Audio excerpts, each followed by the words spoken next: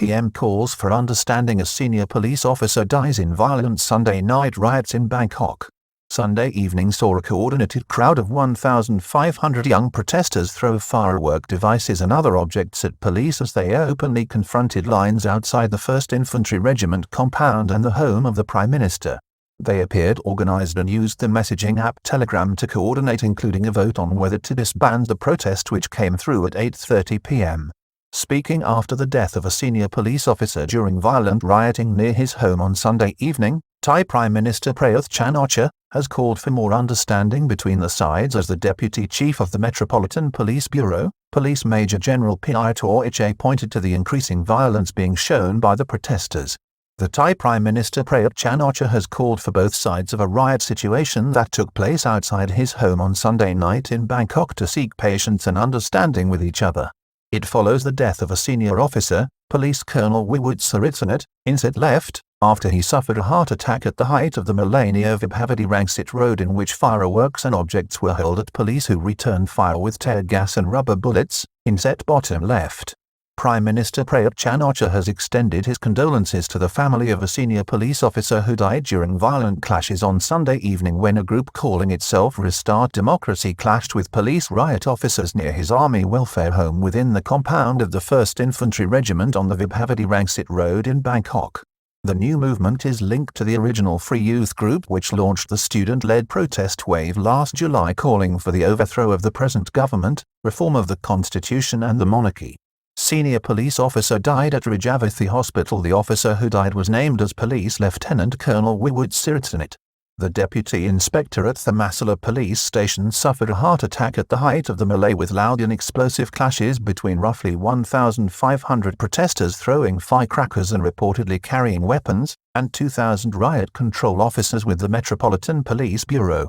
Police Colonel Wiwut was rushed to the Rajavathi Hospital but died while receiving emergency treatment at the facility. The officer had a prior heart condition. Student-led protest movement is using more violent and confrontational tactics with police. The confrontation between protesters and police on Sunday follows a noticeable change of tactics by the protest movement, which in recent weeks has openly confronted police forces and inflicted injuries on officers. An internal debate and indeed division was reported in January between leaders of the protest movement and internal factions on the use of violent and confrontational tactics. The movement actively sought to recruit members who were capable of confronting police lines at the end of 2020 following violent clashes outside Parliament House and the headquarters of the Royal Thai Police. At the time, one of the protest leaders, now being held in Bangkok's remand prison, the human rights activist Arnon Nampa, appeared to suggest the importance of the movement sticking with non-violent means to advance its agenda.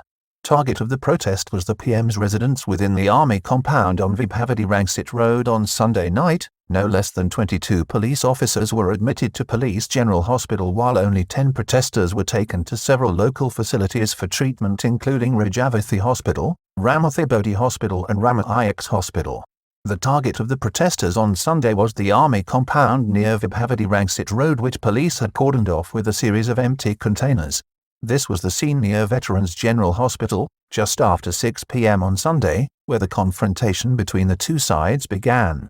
Firework devices containing gunpowder thrown into police lines as well as other objects. Police lines came under attack from the protesters for about an hour, with objects being thrown including firecrackers, which are explosive fireworks that include gunpowder. Officers responded with the use of tear gas and rubber bullets as the situation deteriorated.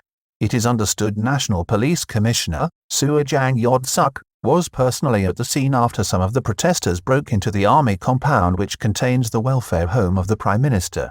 His presence helped the police regain control over the situation. General Prayuth was the target of this Sunday's demonstration, with the protesters shouting out calls for him to resign. This was a young crowd, many of whom came armed with canvas sheeting to protect themselves against tear gas. Scene of a young man on a container urinating on police provoked social media frenzy of debate. The protesters appeared to be acting in concert and directed by leaders on the ground. During the confrontation, police also deployed water cannon and there were pauses negotiated by medical teams. Police also offered to desist from firing rubber bullets or tear gas if the protesters would pull back and remain peaceful. There was a social media frenzy at one point when a young man standing on one of the shipping containers erected as a barricade near the army compound began urinating on top of riot police. A video clip of that incident went viral and created a storm of commentary, with some Thais agreeing wholeheartedly with the protesters' vulgar antics on the basis of what they saw as aggressive police force being used, while others deplored his actions as showing a lack of respect for the dignity of police officers simply doing their duty. Vote called on social network app Telegram during the chaos at the site of the protest, which descended into a riot. At one point, the Restart Democracy movement called a vote using the social network app Telegram, which appears to be widely used by the movement. The secure and simple messaging app, based in Dubai, is used by protest groups in Iran and other countries because of its speed, simplicity and security. The result of the vote, which was known after 8:30 p.m., was to call off the protest because of the escalating violence. Metropolitan Police Bureau Deputy Chief defends his officer's response to the situation. Afterwards, the Deputy Chief of the Metropolitan Police Bureau, Police Major General Piator Iche, issued a statement in which he noted the escalating use of violence and confrontation by the protesters.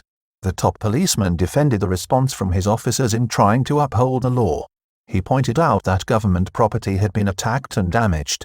He confirmed that 22 protesters had been arrested by the police and they were being detained by the Border Patrol Police Bureau in Pathum Thani province.